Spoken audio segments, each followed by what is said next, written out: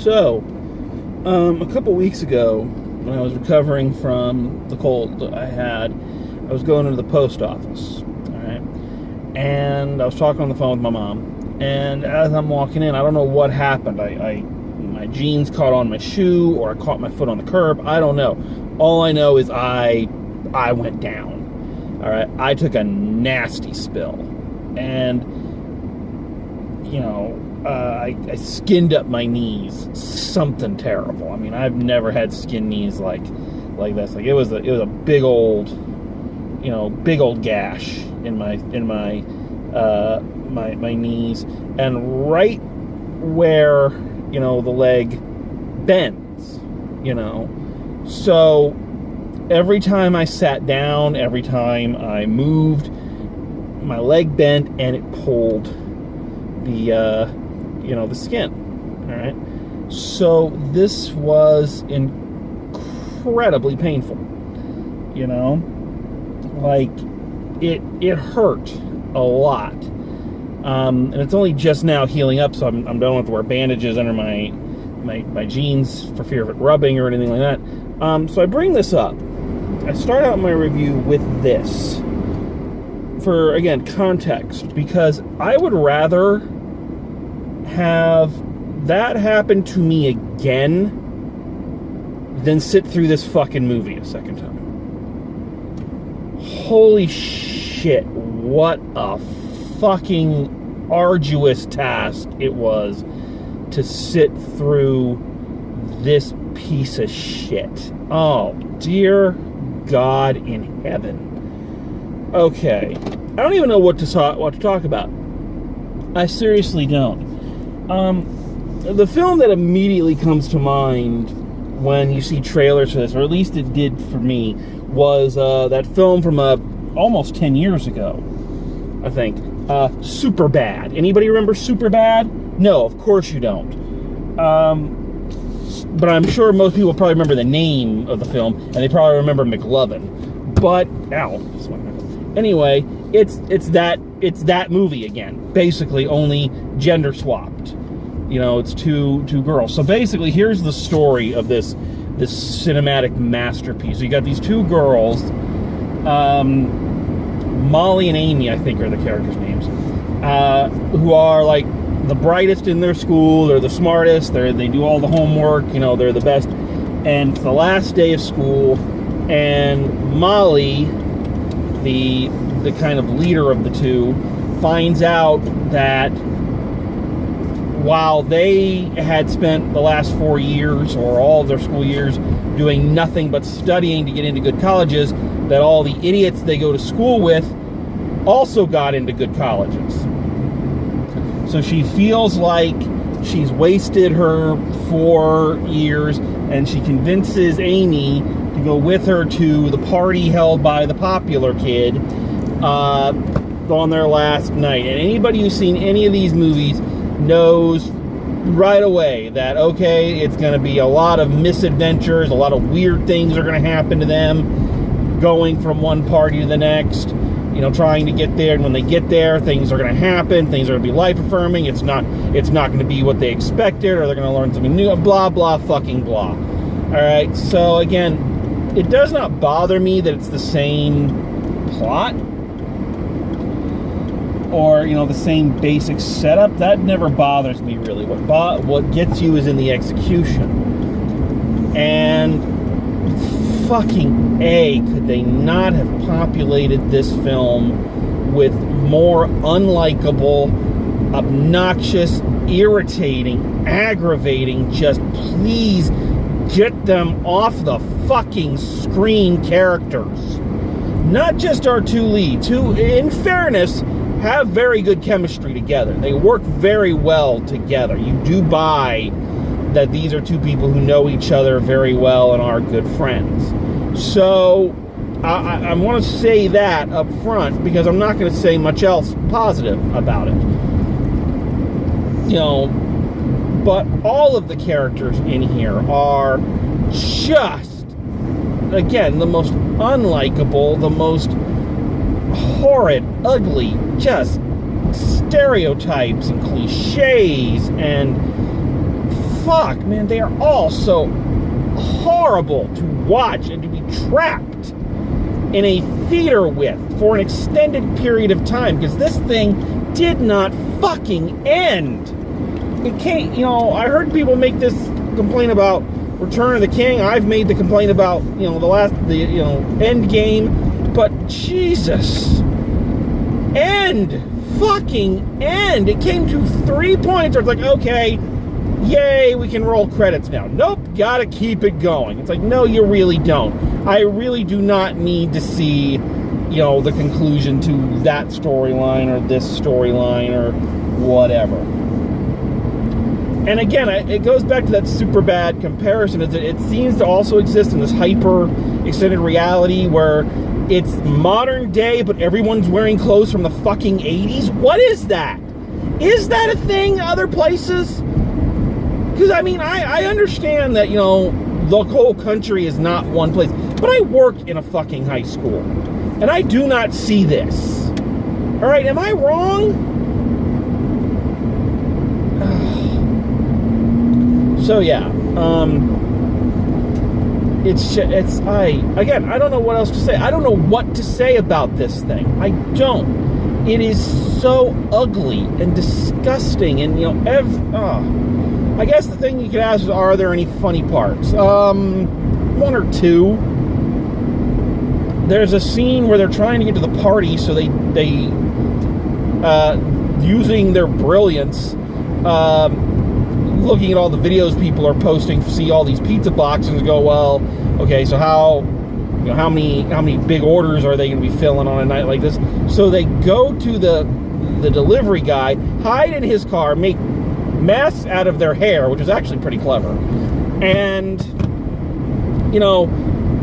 try to carjack the guy or whatever to kind of get information. And he's sitting there going, don't fucking do this. You don't know who I am. You don't know what I am. Have you ever have you ever heard of sexual assault? That's gonna happen. So that part's kind of funny. There's a moment where they are given psychedelic drugs in strawberries, which take forever to kick in and wear off in like 20 minutes, which I'm not a drug person, but I don't think that's how that works. But anyway, and they have hallucinations that they're Barbie dolls, and that part, I can't say it's funny, but it's interesting. It's not something I'd seen before. So I guess there's that. I am at a loss. I am completely and utterly at a loss as to what to talk about with this fucking movie. Because I've said it, I could go through the list one by one of each stereotype cliche character and why they're terrible, and of course they're done that way because the movie wants to teach us that nobody really knows who you are in high school. My God, I think my brain is going to explode from that revelation. Nobody knows who you really are in high school, and everybody feels like they're the outsider, even if they're the most popular kid. What a fucking original tale. I have never seen a movie or TV show deal with that. Wow. Fuck.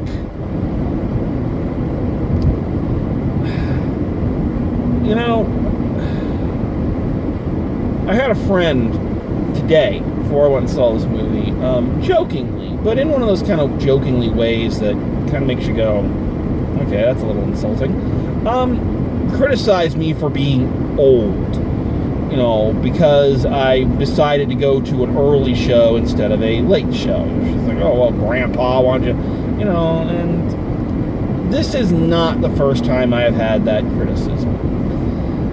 And I must admit that I do, in many of my views and many of the things I enjoy or don't enjoy, I do come off sometimes like an old man. I admit that. I don't know if it's a flaw, it's just kind of how I am. So there is that part of me that in watching this,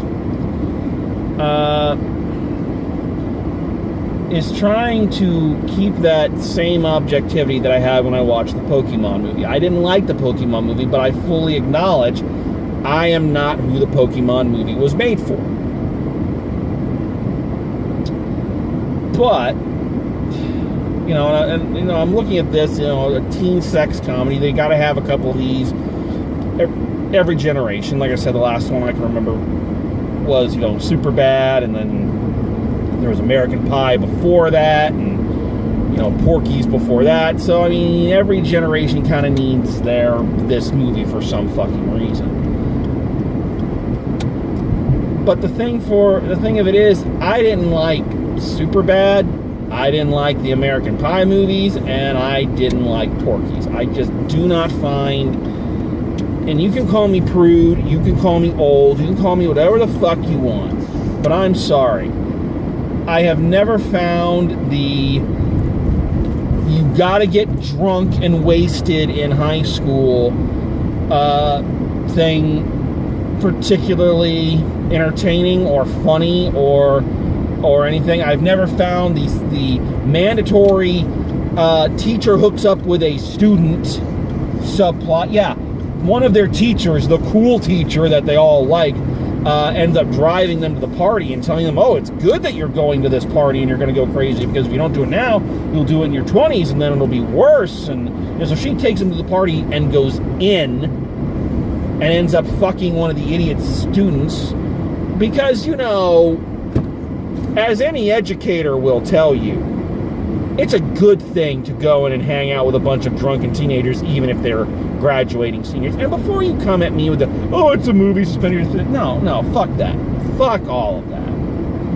No. I suspended a lot of disbelief for this movie, but there are certain things that just get to me. We all have our breaking points.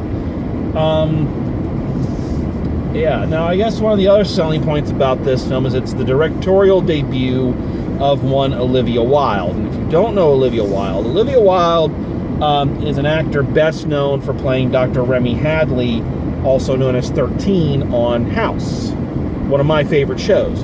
And she was one of my favorite characters on that show. She's a very talented actor who played a very complex character in a very interesting way. And she's one of the standouts of that show, which is saying something because it had an excellent cast with a lot of excellent characters.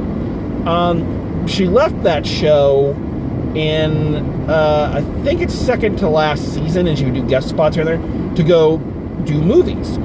And she was in a bunch of movies for like a year, and then suddenly you don't see her anywhere.